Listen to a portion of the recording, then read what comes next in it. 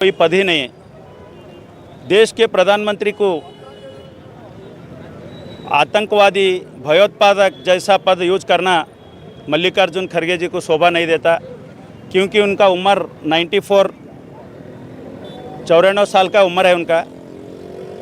वो पुराने इसमें कहावत है, अरो मरो मैं क्या करो बोल के। वो बुजुर्ग हो चुका है, उसका दिमाग में कुछ भी नहीं है, दिमाग खाली हो चुका है। उनको क्या है, कांग्रेस से निकाल के घर को भेजना चाहिए रेस्ट करने के लिए।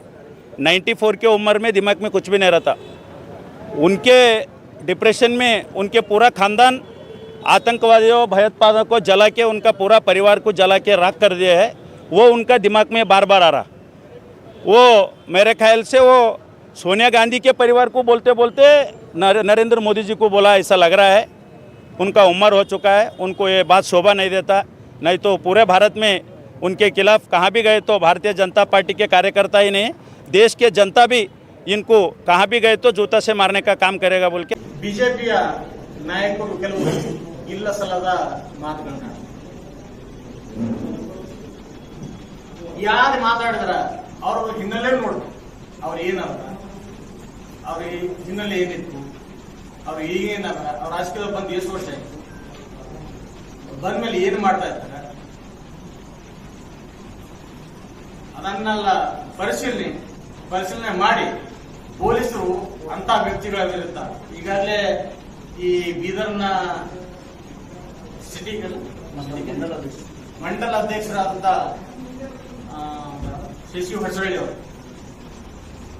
ತನ್ನ ಬಾಯಿ ಬಂದಂಗೆ ಮಾತಾಡಿ ಅವಾಚ್ಯತೆಗಳನ್ನು ನಿಂದಿಸಿದ್ದಾರೆ.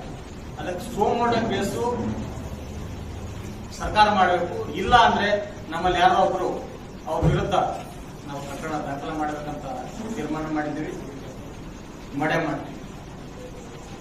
ಎಐಸಿಸಿಯ ರಾಷ್ಟ್ರೀಯ ಅಧ್ಯಕ್ಷರು ಸನ್ಮಾನ್ಯ ಶ್ರೀ ಮಲ್ಲಿಕಾರ್ಜುನ್ ಖರ್ಗೆ ಅವರ ಬಗ್ಗೆ ಒಂದು ಅವಹೇಳನಕಾರಿ ಸ್ಟೇಟ್ಮೆಂಟ್ ಕೊಟ್ಟಿದ್ದಾರೆ, ಬಾಯಿಗೆ ಬಂದಾಗ ಏನಾದ್ರು ಮಾತಾಡಿದ್ದಾರೆ. ಅವರ ಒಂದು ಹಿರಿತನ, ಅವ್ರದೊಂದು ವಯಸ್ಸಿಗಾದರೂ ಅವರು ಏನಂದ್ರೆ ಇದು ಮಾಡಲಿಲ್ಲ. ಇವತ್ತು ಅವ್ರದ್ದು ಸನ್ಮಾನ್ಯ ಶ್ರೀ ಮಲ್ಲಿಕಾರ್ಜುನ್ ಖರ್ಗೆ ಅವ್ರದ್ದು ರಾಜಕೀಯವಾಗಿ ಎಷ್ಟು ಸೇವೆ ಸಲ್ಲಿಸಿದ್ದಾರೆ, ಅಷ್ಟು ವರ್ಷ ಕೂಡ ಈ ಹುಡುಗಂದು ವಯಸ್ಸಿಲ್ಲ. ಯಾರಾದರೂ ಯಾರಿಗಾದರೂ ಮಾತಾಡಬೇಕಾದ್ರೆ ಕನಿಷ್ಠ ಅವರು ತಮ್ಮ ವಯಸ್ಸು ತಮ್ಮ ಇದು ನೋಡ್ಕೊಂಡು ಮಾತಾಡಬೇಕು. ಸಣ್ಣ ಮಕ್ಕಳ ಹಾಗೆ ಏನಾದ್ರೆ ಒಬ್ಬ ದೊಡ್ಡವರಿಗೆ ಏನಾದ್ರು ಮಾತಾಡಿದ್ದು ಇದು ಸರಿಯಲ್ಲ. ಇದಕ್ಕೇನಾದ್ರೆ ನಾವು ಕಾಂಗ್ರೆಸ್ ಪಕ್ಷದ ವತಿಯಿಂದ ಖಡಾಖಂಡಿತವಾಗಿ ಖಂಡನೆ ಮಾಡಿದ್ವಿ. ಇದಕ್ಕೂ ಮುಂಚೆ ಹೀಗೇನೆ ಏನದಾದ್ರೆ ಸನ್ಮಾನ್ಯ ಶ್ರೀ ಜಿ ಪರಮೇಶ್ವರ್ ಬಗ್ಗೆ ಕೂಡ ಒಂದು ವಾರದ ಹಿಂದೆ ಕೂಡ ಒಂದು ಸ್ಟೇಟ್ಮೆಂಟ್ ಬಂದಿತ್ತು. ಅದಕ್ಕೂ ಕೂಡ ಅವರು ಏನದ ಅಂತಂದ್ರೆ ಹೀಗೆ ಲೂಸ್ ಟಾಕ್ ಮಾಡಿದ್ರು. ಅದಕ್ಕೂ ಕೂಡ ನಮ್ಮ ಒಂದು ಪಕ್ಷದ ಮುಖಂಡರು ಈಗಾಗಲೇ ಅದ್ರ ಬಗ್ಗೆ ಕೂಡ ಏನಂದ್ರೆ ಅವ್ರ ಬಗ್ಗೆ ಏನಂದ್ರೆ ಒಂದು ತನಿಖೆ ಮಾಡಿಸಿ ಅವ್ರ ಮೇಲೆ ಏನದ ಕೇಸ್ ಏನಾದ್ರು ಬುಕ್ ಮಾಡಬೇಕು, ಯಾಕಂದ್ರೆ ಲೂಸ್ ಟಾಕ್ ಹೀಗೇನೆ ಮಾಡ್ತಾ ಇದ್ದಾರೆ ಅಂತಂದ್ರೆ ಕೂಡ ಎಲ್ಲರ ಬಗ್ಗೆ ಚರ್ಚೆ ಆಗಿದೆ. ಇವತ್ತು ಪುನಃ ಅದನ್ನೇ ಏನಂದ್ರೆ ಮತ್ತೆ ಸನ್ಮಾನ್ಯ ಶ್ರೀ ಮಲ್ಲಿಕಾರ್ಜುನ್ ಖರ್ಗೆ ಅವರ ಬಗ್ಗೆ ಕೂಡ ಅದೇ ರೀತಿ ಮಾತಾಡಿದರೆ ಇದು ನಾವು ಸಹಿಸುವುದಿಲ್ಲ. ಈಗ ತಾನೇ ನಾನು ನೋಡಿದೆ, ಒಂದು 5 ನಿಮಿಷ ಹಿಂದ್ಗಡೆ ಇನ್ನೊಂದು ಯಾವುದೋ ಒಂದು ವಿಡಿಯೋನಲ್ಲಿ ಏನಂದ್ರೆ ಅವರು ಕ್ಷಮೆ ಕೂಡ ಕೇಳ್ತಾ ಇದ್ದಾರೆ. ಅರೆ ಏನಪ್ಪ ಇದು, ಒಂದ್ ಕಡೆ ಮಾತಾಡ್ತೀರಿ, ಒಂದ್ ಕಡೆ ಕ್ಷಮೆ ಕೇಳ್ತೀರಿ, ಏನಾದ್ರು ಏನು ಬುದ್ಧಿ ಭ್ರಷ್ಟ ಆಗಿದೆ? ಏನು ಸ್ವಲ್ಪ ಆದ್ರೂ ಎಚ್ಚರ ಇರಬೇಕು. ಮನುಷ್ಯನ ಮಾನವೀಯತೆಗೆ ಏನಂದ್ರೆ ನಾವೆಲ್ಲರೂ ಏನಂದ್ರೆ ಅದಕ್ಕೆಲ್ಲ ಏನಾದ್ರು ನಾವು ಇದು ಮಾಡಬೇಕು, ರೆಸ್ಪೆಕ್ಟ್ ಕೊಡಬೇಕು. ಸಣ್ಣವರು ದೊಡ್ಡವರು ಏನೂ ಇಲ್ಲ, ಹೀಗೇನೆ ಮಾತಾಡೋದ. ಅದಕ್ಕೆ ಇದನ್ನು ಯಾರು ನಾವೆಲ್ಲ ಸಹಿಸೋದಿಲ್ಲ.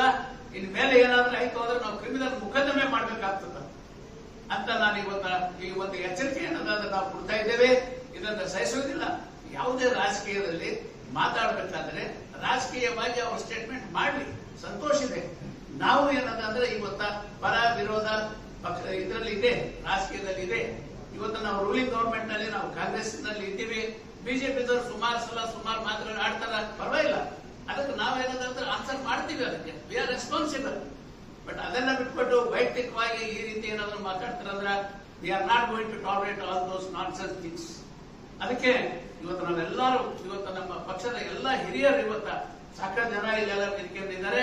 ಎಲ್ಲರೂ ಒಂದೇ ಒಂದು ವಿಚಾರ ಇದೆ, ಇದ್ರ ಬಗ್ಗೆ ಖಂಡಿತವಾಗಿ ನಾವು ಖಂಡನೆ ಮಾಡ್ತೀವಿ. ಮೊನ್ನೆ ನಡೆದ ಭಾರತೀಯ ಜನತಾ ಪಕ್ಷದ ಯುವ ಮೋರ್ಚಾದ ಹೋರಾಟ, ಈ ದೇಶದ ನೆಚ್ಚಿನ ಪ್ರಧಾನಿ ನರೇಂದ್ರ ಮೋದಿ ಅವರ ಬಗ್ಗೆ ಹಿರಿಯರಾಗಿರುವ ಮಲ್ಲಿಕಾರ್ಜುನ್ ಖರ್ಗೆ ಅವರು ಭಯೋತ್ಪಾದಕರು ಅನ್ನುವ ಮಾತನ್ನು ಹೇಳಿದನ್ನು ಖಂಡಿಸಿ ಬೀದರ್ ನಗರದಲ್ಲಿ ನಡೆಯುತ್ತಿರುವಂತಹ ಹೋರಾಟ ಸಂದರ್ಭದಲ್ಲಿ ನಾನು ಹೋರಾಟದ ಆವೇಶದಲ್ಲಿ ಮೋದಿಜಿಯವರ ಬಗ್ಗೆ ಮಾತನಾಡಿರುವ ಒಂದು ಸಂದರ್ಭದಲ್ಲಿ ಆ ಸಿಟ್ಟಿನಲ್ಲಿ ಮಲ್ಲಿಕಾರ್ಜುನ್ ಖರ್ಗೆಜಿಯವರ ಬಗ್ಗೆ ಕೆಲ ಪದಗಳು ತಪ್ಪಾಗಿ ಬಳಸಿದರೆ ನನ್ನ ಪದಗಳಿಂದ ಮಲ್ಲಿಕಾರ್ಜುನ್ ಖರ್ಗೆ ಅವರಿಗಾಗಲಿ ಅವರ ಅನ್ಯಾಯಿಗಳಿಗಾಗಲಿ ನೋವಾದರೆ ವಿಷಾದವನ್ನು ವ್ಯಕ್ತಪಡಿಸ್ತೇನೆ ಅಂತ ಹೇಳಿ ಈ ಸಂದರ್ಭದಲ್ಲಿ ಹೇಳ್ತೇನೆ.